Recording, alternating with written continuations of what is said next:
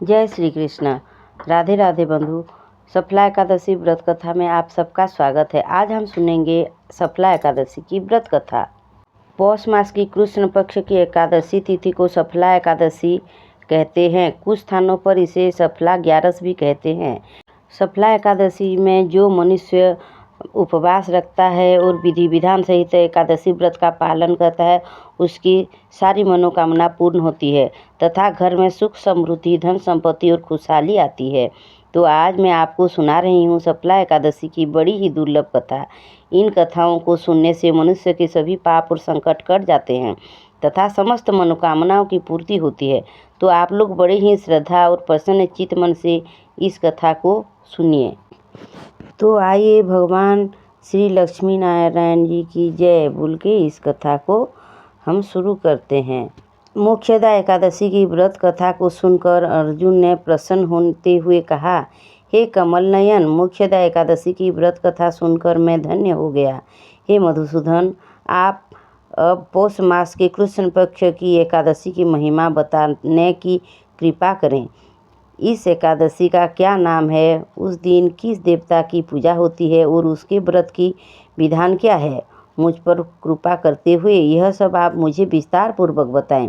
अर्जुन की जिज्ञासा सुन भगवान श्री कृष्ण ने कहा, हे कुंती पुत्र, तुम्हारा प्रेम के कारण मैं तुम्हारे प्रश्नों के विस्तार सहित उत्तर देता हूँ। अब तुम्हें इस एकादशी व्रत का महात्म्य सुनाते हूँ।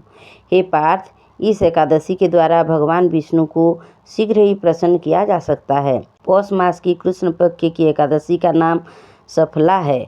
इस एकादशी की आराध्य देव नारायण हैं।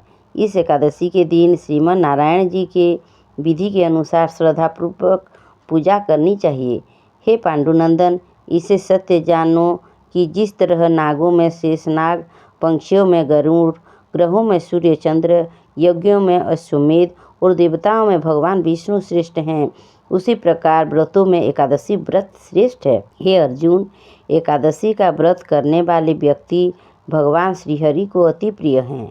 इस एकादशी में नींबू, नारियल, नैवेद्य आदि अर्पण करके भगवान नारायण की पूजा करनी चाहिए। मनुष्य को 5 सहस्र वर्ष तपस्या करने से जिस पुण्य फल का प्राप्त होता है, वही पुण्य श्रद्धापूर्वक रात्रि जागरण सहित सफला एकादशी का उपवास करने से मिलता है। हे कुंती पुत्र, अब तुम सफला एकादशी की कथा ध्यानपूर्वक सुनो। प्राचीन समय में चंपावती नगरी में महिष्मान नामक एक राजा राज्य करता था। उसके 4 पुत्र थे। उसका सबसे बड़े पुत्र का नाम लुप्तक नाम था।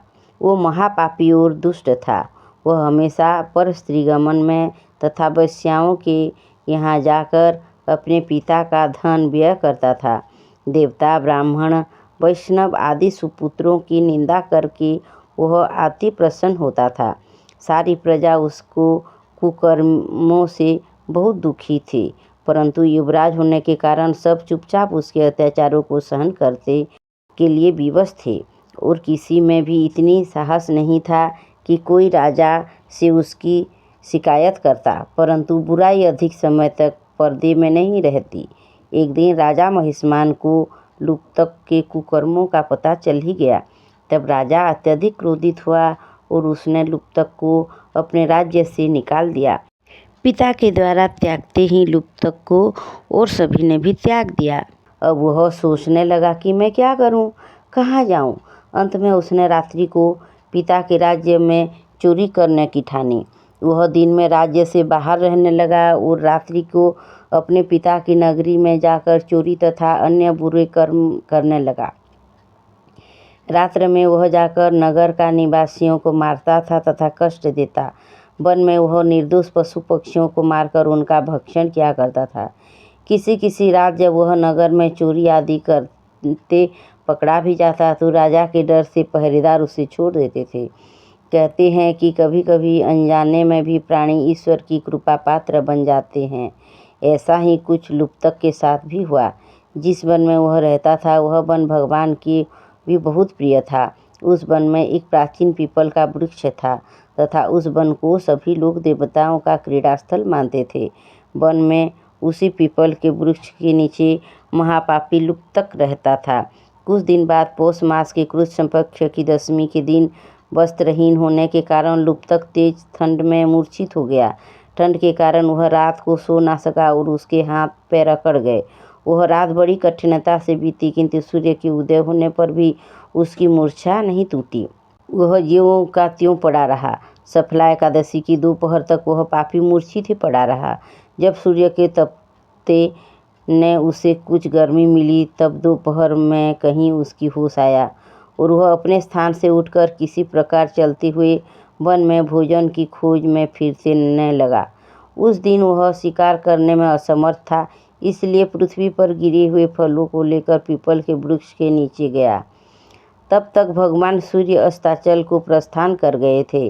भूखा होने के बाद भी वह उस फलों को न खा सका, क्योंकि कहाँ तो वह नित्य जीवों को मारकर उसकी मांस खाता था और कहाँ उसे फल खाना तनिक भी अच्छा नहीं लगा। अंत उसे ने उस फलों को पीपल के जड़ के पास रख दिया और दुखी होकर बोला, हे ईश्वर, यह फल आपको ही अर्पण है, इस फलों से आप ही तृप्त हो। ऐसा कहकर वह रोने लगा और रात को उसे नींद नहीं आई। वह सारी रात रोता रहा। इसी प्रकार उसी पापी से अनजाने में ही एकादशी का उपवास हो गया। उस महापापी के इस उपवास तथा रात्रि जागरण से भगवान श्रीहरि अत्यंत प्रसन्न हो गए और उसके सभी पाप नष्ट हो गए। सुबह होते ही एक दिव्य रथ अनेक सुंदर वस्तुओं को से सजा हुआ आया और उसके सामने खड़ा हो गया। उसी समय आकाशवाणी हुई, हे युवराज, भगवान नारायण के प्रभाव से तेरे सारे पाप नष्ट हो गए हैं और अब तू अपने पिता के पास जाकर राज्य प्राप्त कर। जब यह आकाशवाणी लुप्तक ने सुनी तो वह अत्यंत प्रसन्न होते हुए बोला, हे प्रभु, आपकी जय हो। ऐसा कहकर उसके ने सुंदर वस्त्र धारण किए और फिर अपने पिता के पास गया। पिता के पास पहुंचकर उसने सारी कथा पिता को सुनाई। पुत्र के मुख से सारा वृतांत सुनने के बाद पिता ने अपने सारा राज्य तत्क्षण ही पुत्र को सौंप दिया और स्वयं वन में चला गया। अब लुप्तक शास्त्रानुसार राज्य करने लगा। उसकी स्त्री, पुत्र आदि भी विष्णु के परम भक्त बन गए। वृद्धावस्था आने पर वह अपने पुत्र को राज्य सौंपकर भगवान का भजन करने के लिए वन में चला गया और अंत में परम पद को प्राप्त हो गया। हे पार्थ, जो मनुष्य श्रद्धा व भक्तिपूर्वक इस सफला एकादशी का उपवास करते हैं, उनके सभी पाप नष्ट हो जाते हैं और अंत में भक्ति प्राप्त होते हैं। हे अर्जुन, जो मनुष्य इस सफला एकादशी के महात्म्य को नहीं समझते, उन्हें पूंछ और सींगी से विहीन पशु ही समझा जाना चाहिए। सफला एकादशी के महात्म्य को पढ़ने अथवा श्रवण करने से प्राणी को राजसूय यज्ञ के समान फल प्राप्त होता है। सफला एकादशी की कथा हमें भगवान के अति कृपालु होने का मान कराती है।